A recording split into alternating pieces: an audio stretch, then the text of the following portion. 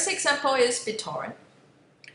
The way the file is distributed in BitTorrent is instead of sending one big file at a time, it's divided into smaller chunks, 256 kilobytes per chunk. And the peers in a torrent actually sends and receives these file chunks. So here's to illustrate the P2P network. Okay? And each of these is a peer. Okay? And the group of peers form a torrent. Okay, and they exchange chunks of a file. Okay, so BitTorrent. Okay. Now, there's one more entity. It's called tracker. So this machine here is actually to bootstrap the process of having a new user joining or a new peer joining the torrent.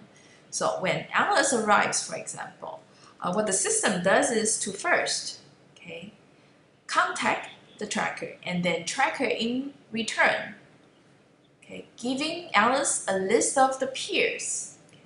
And this is the initial set of peers that Alice will connect to. Okay.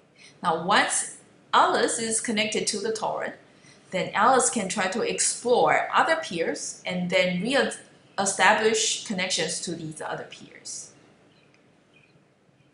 So, tracker here is to bootstrap the initial joining process. Furthermore, about the operation of BitTorrent. A peer joining the torrent, yeah, you've heard it earlier, right? Contacting the tracker to get the initial set of peers. And those peers that are connected to Alice will be Alice's neighbor. Okay. And Alice at the beginning has no chunks, but over time, Alice will accumulate these chunks and eventually growing into a complete file. Now, the general operation is this. Each peer will be downloading the chunks while they are also uploading the chunks to other peers. And the peer and peers exchanging chunks, the pair could change from time to time. So they may change the peers with whom they exchange chunks. And the peers might just go away and come back in the middle of exchange. That could be a bit disturbing. There's a special term for it called a churn. Hopefully there's less amount of these churns, but sometimes it's not really controllable. And at the end, once the peer has the entire file, for a selfish peer, he or she might just leave the P2P network entirely.